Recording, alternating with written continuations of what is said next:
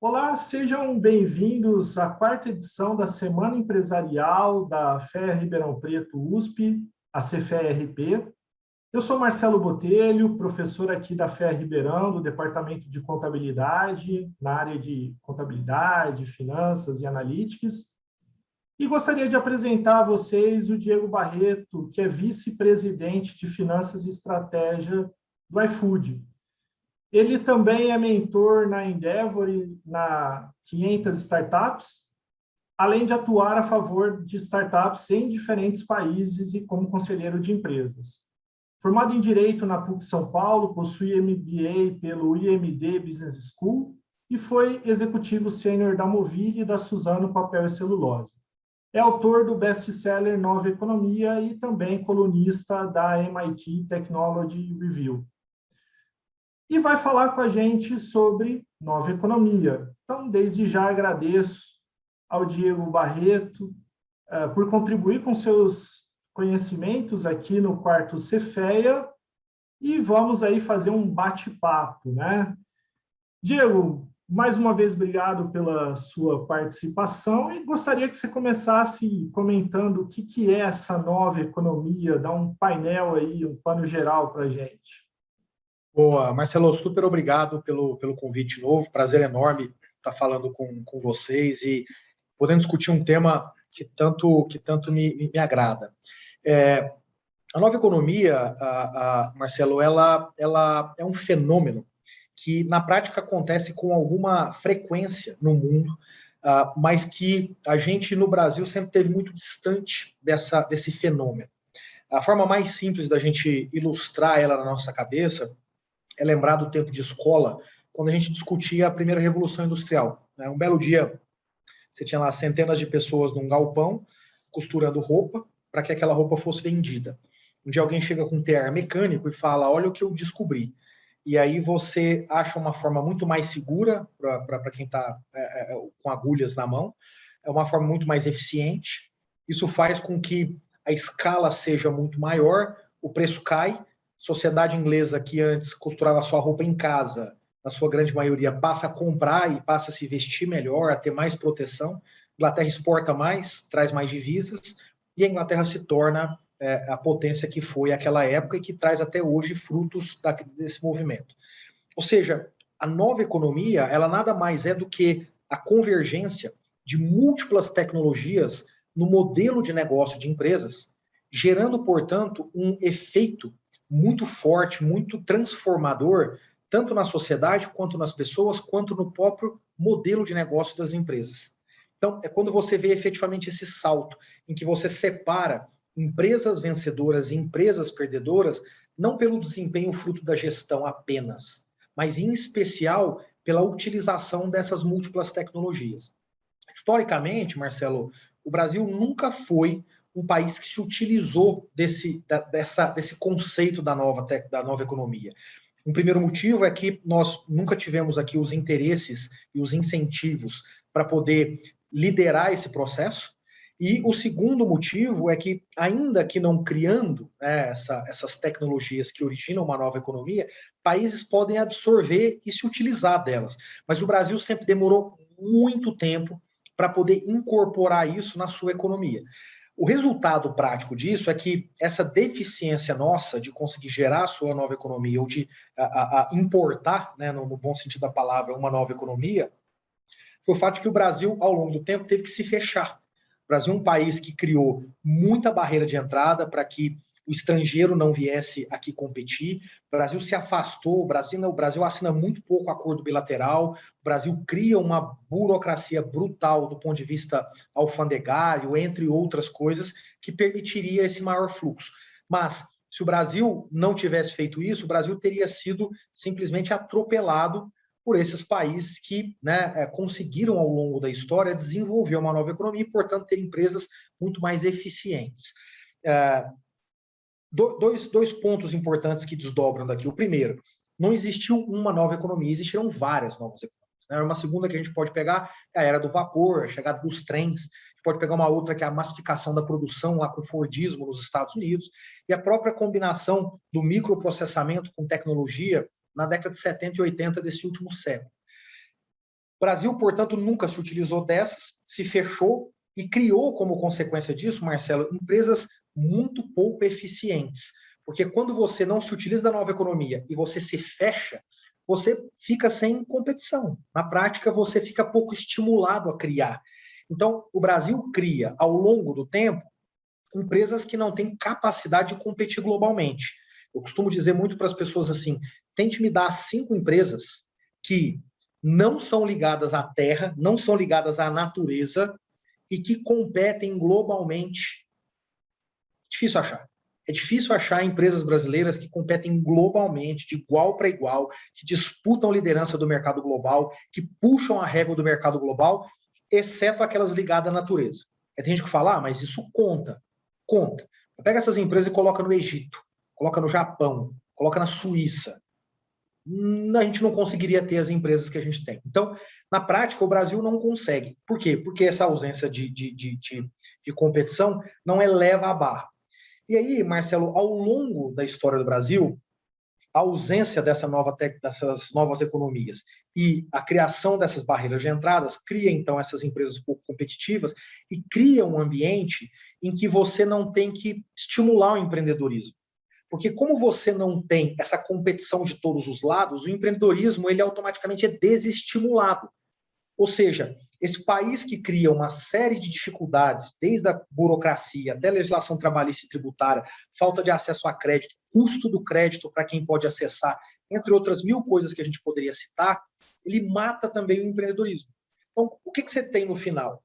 Você mata a entrada de um lado do estrangeiro e mata de outro o empreendedor. Sobra essa meia dúzia de empresas em cada cadeia de valor que vai tocando a vida aí do jeito que elas querem. O que acontece nesses últimos 15 anos, Marcelo? Acontece o começo, princípio da formação da nossa primeira nova economia. E por que isso, antes de falar dela? Primeiro porque o processo de globalização ele se torna maduro efetivamente no Brasil nesses últimos 15 anos. Então, a integração das cadeias de valor, como a logística, financeira, de conhecimento, pessoas, financeira, entre outras, elas se dão de forma concreta nesses últimos 15 anos. É só nesses últimos 15 anos que você faz uma compra nos Estados Unidos e recebe em 5, 10 dias no Brasil. É só nesses últimos 15 anos que você vai para os Estados Unidos, tira um passaporte e não tem medo de ser vetado no consulado americano.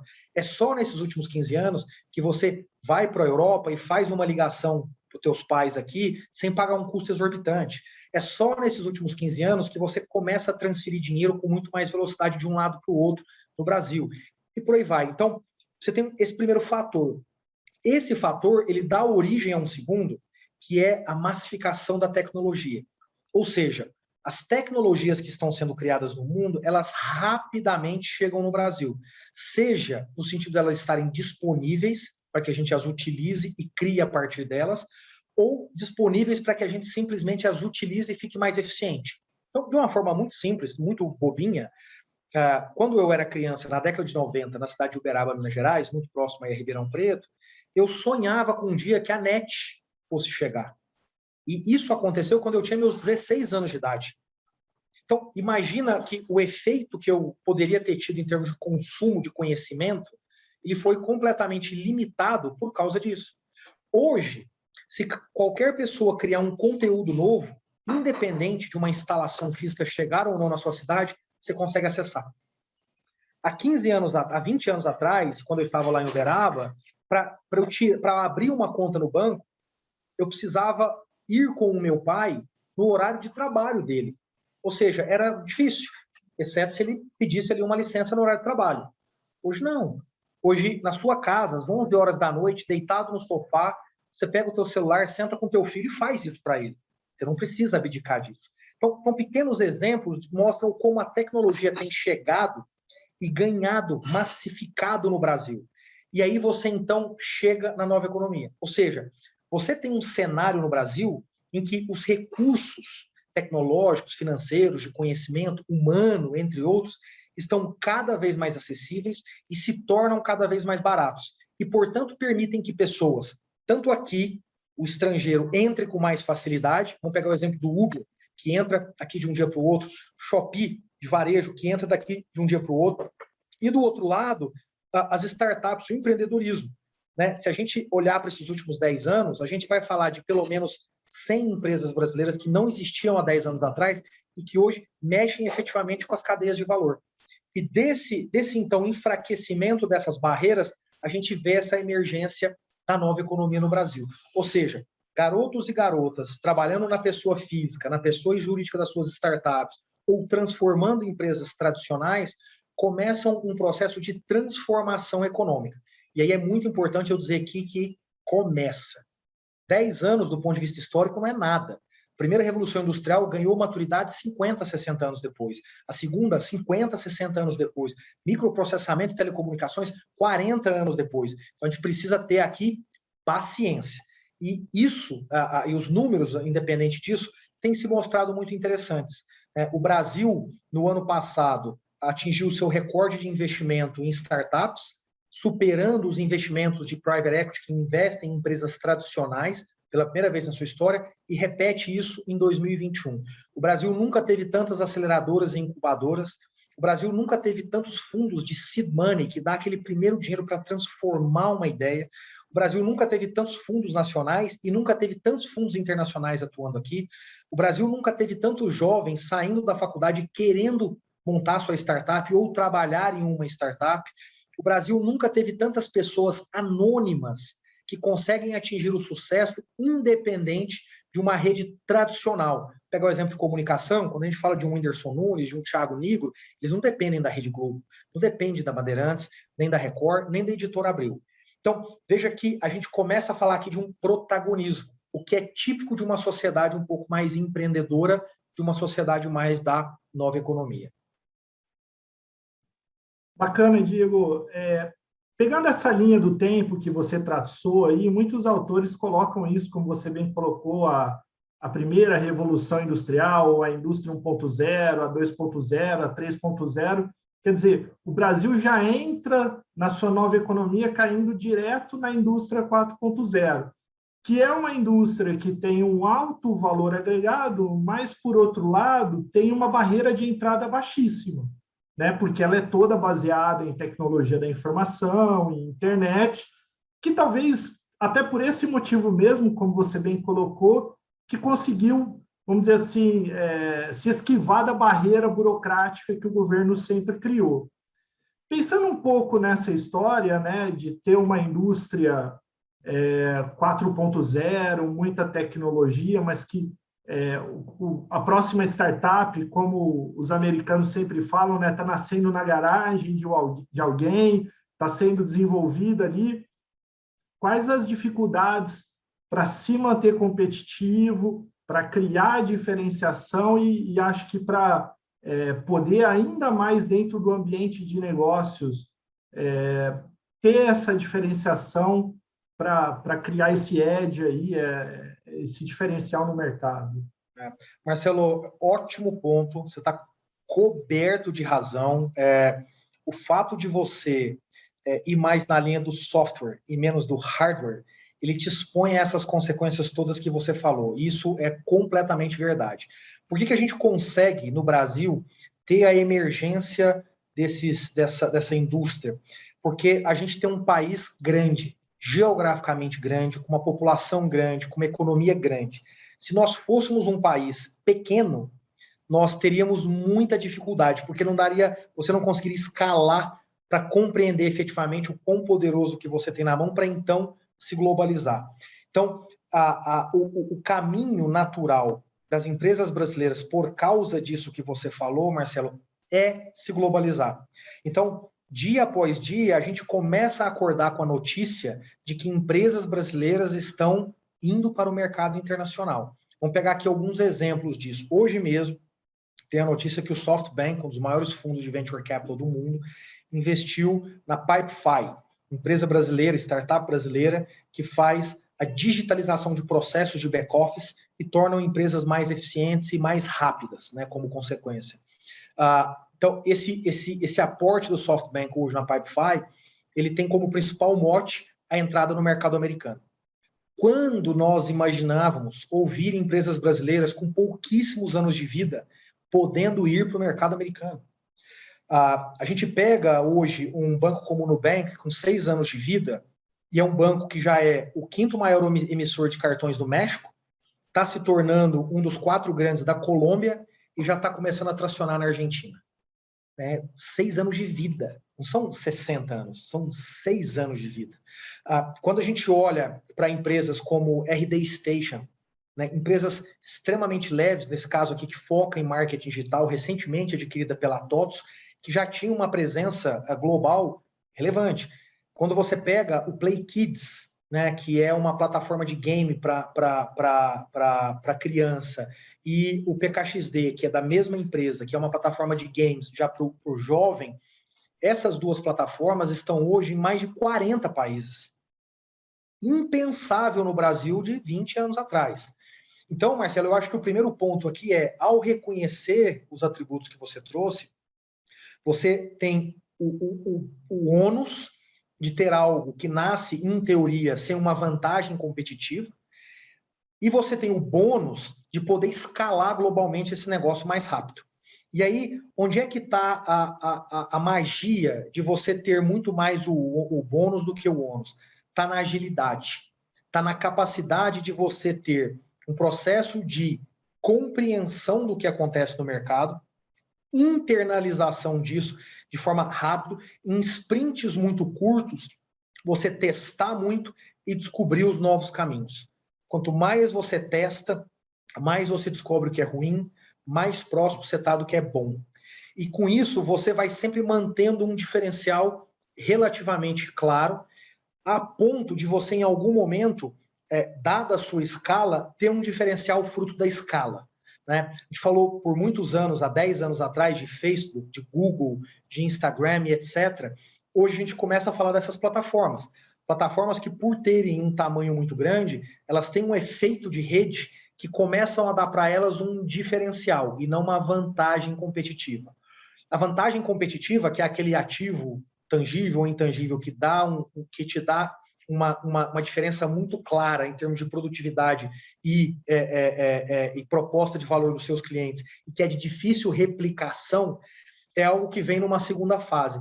E é um pouco do que está acontecendo agora. Os investimentos no Brasil dessas empresas são cada vez mais direcionados para data analytics, para desenvolvimento e para inteligência artificial. Nós não temos ainda cases extremamente robustos onde essa vantagem competitiva é clara a partir, em especial, de data e de inteligência artificial. Mas essa é uma jornada. Ninguém cria isso em 2, 3 anos. Você cria isso em 10 anos, então você tem que passar pelos 2, 3 anos. Por fim, Marcelo, eu diria que a gente fala cada vez mais aqui, então, do talento. Quando a gente fala de agilidade, quando a gente fala de estar no edge, de data, de software, né, de AI, em última instância, o que você está falando é de talento. Você não está falando mais do poder do capital. Você vai lá na Finlândia, importa uma linha de produção, coloca um input, sai o output, você fala, beleza, a minha empresa vai vender aqui no Brasil. Você está cada vez falando mais de ter pessoas que têm um comportamento diferente, pessoas que compreendem o contexto melhor, pessoas que executam, como consequência, muito melhor. Legal, poxa, muito bacana, Diego. E aí, puxando um pouco para a nossa realidade aqui, inclusive dos nossos alunos, mas também da própria universidade, eu acho que muito do que você disse, até puxando uma fala sua de alguns minutos atrás, você falou que as pessoas hoje elas não querem procurar emprego, elas querem criar o seu próprio emprego, e acho que essa é uma realidade muito forte para o nosso jovem, né? E tá nesse ambiente de troca, de pessoas que têm essa capacidade, principalmente quando a gente tem essa visão de trazer coisas novas, desenvolver coisas novas. O que você poderia falar um pouco para os nossos alunos ou para quem está participando aqui da nossa semana, desse ambiente universitário, o que a universidade e esse ambiente podem proporcionar para isso? Como que você vê dessa relação? Porque ainda eu vejo que no Brasil a gente está muito distante, né? Sem dúvida. O Brasil ainda aproveita muito pouco o que a gente efetivamente poderia fazer na relação tanto da empresa com a universidade, como o estudante com a universidade. Acho que os pontos que eu colocaria aqui, primeiro, a gente precisa cada vez mais ver, de um lado, empresas dispostas a contribuir, em especial com dados, com abertura de informações, com a discussão que permita a universidade estar lado a lado do que está acontecendo no mercado nesse momento. E do lado da universidade, uma abertura maior para compartilhar o desenvolvimento, o resultado, a evolução. Ainda é tudo muito burocrático, né? Todas essas relações contrato para cá, contrato para lá, memorando de entendimento aqui, memorando de entendimento ali. E aí eu me pergunto, nós estamos falando de agilidade, de sprint, de squad. As relações são cada vez mais relações que você tenta formalizar as coisas num nível extremamente maduro. Pelo contrário, as coisas são cada vez mais feitas na base de uma colaboração em que as partes deveriam se entender com muita facilidade na direção e descobrir os pormenores ao longo da relação. Então, acho que tem um ponto muito grande de desenvolvimento aqui entre as instituições. A gente tem feito aqui bons trabalhos já, como, por exemplo, com a Universidade Federal de Goiás, em relações muito próximas no que envolve data, no que envolve a proximidade dos alunos, o acesso aqui à nossa base de dados, entre outras mil coisas. E por quê? Porque existe ali uma velocidade muito grande para efetivamente conseguir implementar. Então, eu acho que tem esse desafio primeiro aqui, mas esse é um desafio, Marcelo, que eu acho que ele é demorado, ele é duro, porque todas as vezes que mudar a gestão de uma empresa ou a gestão de uma universidade, esse cronômetro zera, porque a pessoa que está entrando pode ter simplesmente uma sensação de que a direção tem que ser diferente. Portanto, eu prefiro focar aqui, Marcelo, muito mais na relação do estudante com a universidade. Quando eu fiz faculdade, no começo dos anos 2000, a relação que eu tinha com a faculdade era uma relação de agenda. Tinha uma agenda. Então, de segunda a sexta, tinham aulas em tais horários. Depois eu precisava estar em tais horários para fazer os projetos, os trabalhos. E essa era a minha relação. A relação era pouco uma relação em que eu enxergava na universidade uma forma de exercitar aquilo que eu gostaria de fazer fora dela. Então, no meu tempo, isso era muito mais difícil, porque essa nova economia ela não estava ainda acessível, disponível. E aí, agora, eu fico imaginando como seria o Diego hoje numa faculdade. Então, se o Diego tivesse feito gastronomia, eu diria assim, poxa, as aulas que eu tenho lá cozinhando, eu deveria terminar dentro do iFood, vendendo, para descobrir se eu efetivamente cozinho bem. Mas se eu estou fazendo gastronomia para gerenciar, será então que eu não deveria criar um projeto com as pessoas do meu ano que cozinham bem e eu sou o gestor desse projeto para vender no iFood? Se eu tivesse num curso de publicidade e propaganda, eu estaria me perguntando, como é que eu consigo me utilizar do Instagram, do YouTube, para demonstrar a minha capacidade de roteirizar, de criar, né, de criar conteúdos que efetivamente chamam a atenção. Porque se eu acredito nesse potencial meu, agora eu posso testar com facilidade. Há 20 anos atrás, como é que você testava isso? Você não testava, não tinha jeito. Né? Se eu tivesse hoje na faculdade de administração, eu me perguntaria, poxa, por que será que eu não posso começar a pensar aqui a minha startup e me utilizar da sabedoria, não do conhecimento necessariamente, mas da sabedoria dos professores para me ajudar a trabalhar o meu MVP, para trabalhar os meus protótipos de forma geral, antes de eu chegar no mercado, porque os professores têm o potencial de ser grandes mentores numa fase em que depois da faculdade, essa relação ela diminui por razões óbvias. Então, deixa eu aproveitar isso aqui dentro para chegar muito mais maduro. Se eu tivesse em contabilidade, a minha pergunta é, será que se eu não quero ser o contador, no sentido de trabalhar na contabilidade ali no dia a dia, uma das grandes discussões que existe hoje ainda é a questão da digitalização dos processos contábeis. Deixa eu associar, então, o que eu gosto da contabilidade, que é o conhecimento dela, com uma discussão que tá chegando no Brasil com muita força, que é digitalização. Eu tenho certeza que no campus, eu vou dar um pulo na faculdade de engenharia e vai ter gente lá interessada, talvez, em olhar isso como um projeto para a gente fazer uma startup. E eu não estou dizendo que todo mundo tem que caminhar para isso, mas o que eu estou dizendo é que Hoje, o ambiente acadêmico, ele, associado a esse mesmo acesso de recursos que eu mencionei há pouco, ele te permite ser mais real, ser mais verdadeiro, sabe? Efetivamente testar coisas que te permita, entender o curso melhor que você está fazendo, para ter certeza que você vai ser feliz com as decisões que você está tomando. 2, experimentar oportunidades de trabalho, em que você cria a tua própria startup, ou experimentar oportunidades de trabalho que você vai viver trabalhando para os outros, né? Para pessoas. Quantas pessoas de administração não vão terminar numa área de vendas? Pô, vender está disponível, cara. Você pode testar aqui 30 coisas. Então, essa colaboração, no sentido de você viver mais a realidade, ela hoje é muito mais fácil, muito mais disponível. E aí, Marcelo, eu acho que tem 2 lados dessa moeda. Acho que tem um lado, naturalmente, da estrutura, dos professores se abrirem para isso, mas tem um lado dos alunos também de ter o protagonismo, né? De entender isso e de montarem seus clubes, montarem seus grupos, convidarem os professores, provocarem o diretor da faculdade, provocar o reitor, fazer com que esse movimento efetivamente aconteça. Poxa, muito legal. Eu acho que é muito do que a gente vive. Eu acho que esse ambiente realmente está num momento que é muito propício, né? Como você falou, na minha época de aluno também, aí, começo dos anos 2000, era uma coisa, se você fosse pensar durante a faculdade, abrir uma empresa, era uma burocracia, era uma economia real totalmente, você tinha que ter um recurso muito grande para alugar um lugar, para fazer alguma coisa, não tinha toda essa estrutura. Hoje você tem formas diferentes, né? E aí, pensando um pouco nessa linha, Diego, o pessoal pode falar assim, poxa, o Diego está aí falando bacana dessa nova economia, dessas oportunidades, mas Diego já é um cara que está lá em cima, já venceu, já está numa posição de vice-presidente numa empresa que faz uma grande diferença. Será que ainda tem espaço para isso? Como que você vê o futuro dessa nova economia? Como você mesmo colocou, isso, a tendência está sempre se atualizando, vindo novas ondas aí.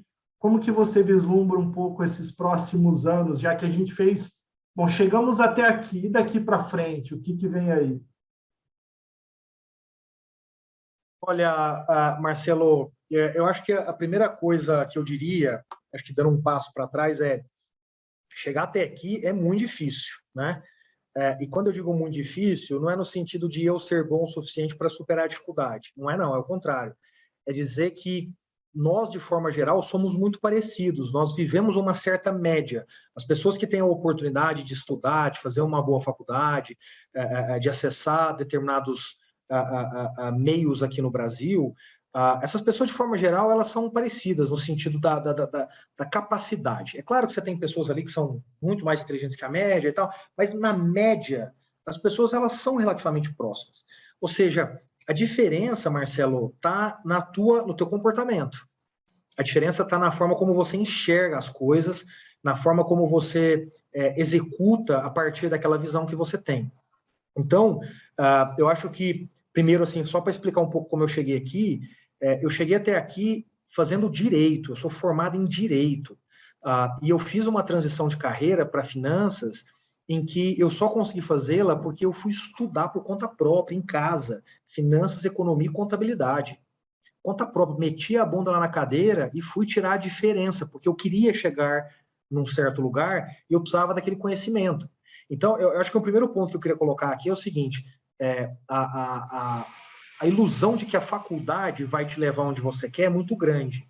Num mundo em que as coisas estão cada vez mais disponíveis, o protagonismo do estudo, da busca do conhecimento, da busca da sabedoria é cada vez mais relevante. Eu acho que, eu ouso dizer que há 30 anos atrás, quem fazia fé tinha uma boa chance de sair empregado e ter uma boa carreira. Hoje é muito menor. Não é porque a fé é pior, mas é porque hoje as pessoas que há 30 anos atrás não podiam acessar determinadas coisas porque não entraram na fé, hoje podem. Hoje, a gente está aqui conversando, Marcelo, e estamos transferindo conhecimento para alguém. Há 30 anos atrás, a gente não estaria. Hoje, o Marcelo faz um curso e que pode ser visto por uma pessoa em Palmas, no Tocantins. Há 30 anos atrás, essa pessoa não podia acessar o mesmo Marcelo que está na FEA. Sabe? Então, você vê como o conhecimento está ficando cada vez mais disponível para as pessoas. Então, o gap que existia entre o mundo físico, estar em um lugar, e as pessoas que não estavam naquele lugar, ele fecha um pouco. Talvez ele não feche completamente, mas ele fecha um pouco.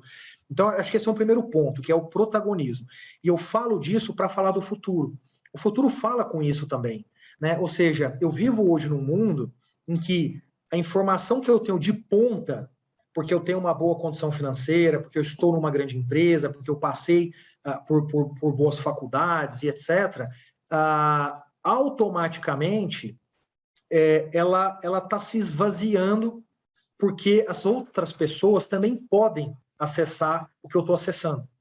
Então, se hoje eu posso acessar o Marcelo, só como um exemplo aqui, uma hipótese qualquer, porque eu sou vice-presidente de uma empresa relevante, eu consigo então uma ponte para chegar no Marcelo.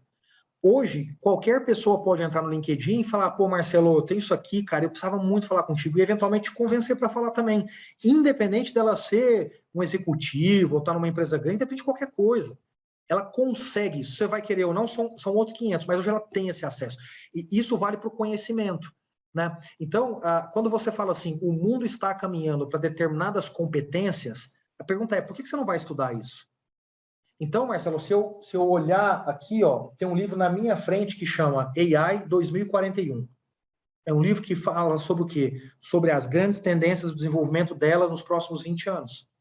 Por que eu estou lendo isso? Porque eu preciso aprender esse negócio, porque eu preciso estar pronto. Esse livro vai me dar vários insights que vão me levar a estudar um pouco mais cada um daqueles insights, que vão me levar a estudar de novo, que vão me levar a compartilhar com alguém, que vão me levar para dentro de um grupo, que vão me levar depois para algo que eu vou executar.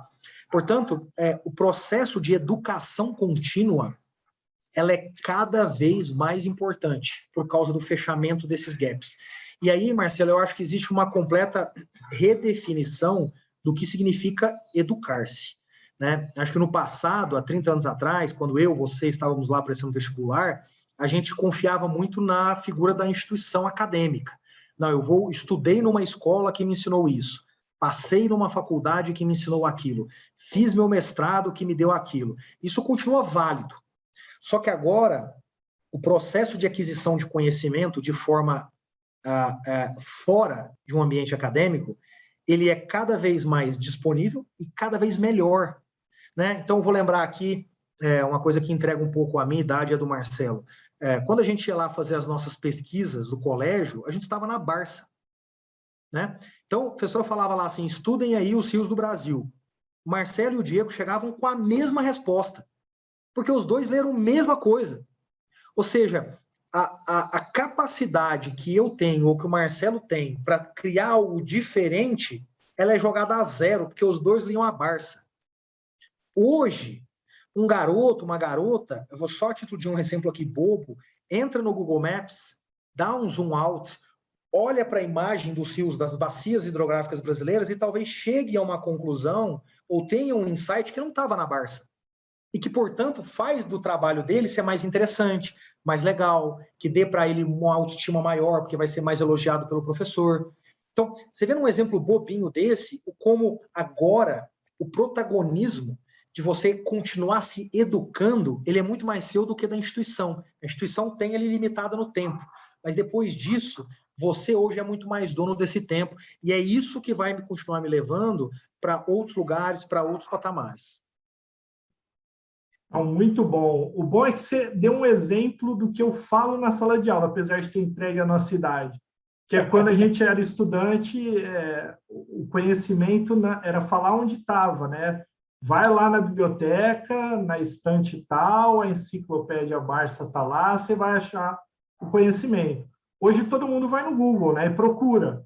O grande problema, você acaba vendo uma vastidão de conhecimento ali, mas também tem coisa boa e tem coisa ruim, né? Tem que saber, acho que hoje em dia a dificuldade maior não é achar, é filtrar o que é bom do que não é tão bom, mas fantástico, acho que isso é uma coisa que não tem como fugir desse long life learning, é a tendência total de está sempre aí no que está buscando essa história.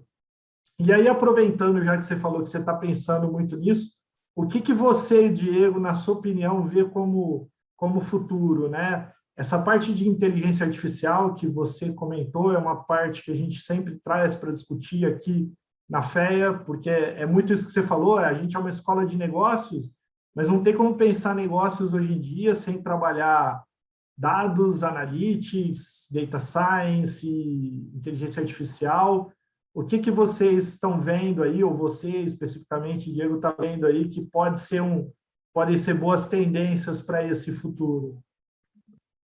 Marcelo, eu poderia citar aqui algumas palavras bonitas, mas eu vou dar um passo para trás para falar mais de basics, mas que sem ele a gente não chega lá nas palavras bonitas. Eu acho que a primeira coisa que eu diria é a gente tem aqui, né, eu vejo, né, não a gente aqui no iFood, mas eu vejo uma tendência de curto prazo, que é o das empresas criarem os seus data lakes, as empresas organizarem os seus dados, clusterizarem os seus dados, darem um processo de standardização de linguagem para os seus dados, para que isso esteja disponível e possa ser trabalhado. Então, esse é o meu primeiro ponto aqui. Existe uma tendência aqui agora cada vez maior desta organização, porque não adianta falar de inteligência artificial se a gente não passar por isso. O segundo passo aqui existe um processo na sequência de digitalização. Quando você organiza todos os seus dados e eles falam a mesma língua, você tem um passo natural que é digitalizar. Então, por exemplo, por que a contabilidade nas empresas não é contabilizada? Porque cada pedaço de informação fala uma língua diferente, então, no final, alguém tem que botar isso tudo dentro de um Excel, dentro de um RP e transformar numa linguagem final. Mas se tudo nasce com a linguagem única, você digitaliza esse processo de forma muito mais clara. Aqui no iFood, por exemplo, a gente tem boa parte dos processos contábeis já digitalizados exatamente por isso. Terceiro passo depois disso, aí a gente começa a falar de machine learning, de modelos preditivos, modelos que conseguem, de uma forma muito clara e evidente, encontrar padrões, te indicar caminhos naturais que estavam escondidos nos números. Ou seja, a gente muda um pouco aquela lógica em que, no passado, você pegava um dado, aplicava uma fórmula e chegava num resultado. Você começa a pegar agora o dado, o resultado e procurar a fórmula. Então, a fórmula é esse padrão que começa a te ensinar, então, a prever determinadas coisas. E aí você tem um passo final, que é a rede neural. A rede neural no Brasil ela está longe. A gente vai precisar talvez de uns 5 anos para ver um primeiro grande e poderoso case no Brasil. Mas tem muitas empresas nesse caminho. Você pega, por exemplo, o nosso caso aqui no iFood, hoje eu tenho aqui 2.000 engenheiros em desenvolvendo tecnologia e 600 cientistas de dados. Você vê que você olha para o Brasil 5, 10 anos atrás, você não encontrava uma empresa que tinha essa quantidade de pessoas trabalhando para o produto, não prestando serviço. Eventualmente você tinha consultorias, mas trabalhando para dentro do seu produto, você não tinha isso. Então, eu diria que essas são as grandes vertentes aqui de uma forma mais técnica.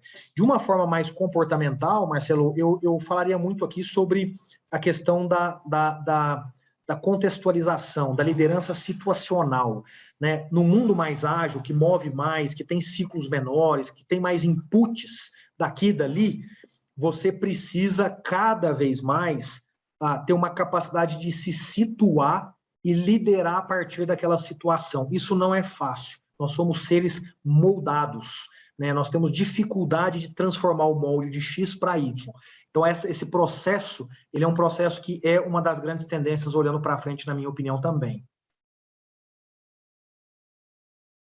Acho que assim, né, essas características, capacidades socioemocionais, o que o pessoal chama de soft skills, relacionamento, liderança, também é fundamental, né? A gente pensa muito na tecnologia, a inteligência artificial, redes neurais, esse tipo de coisa.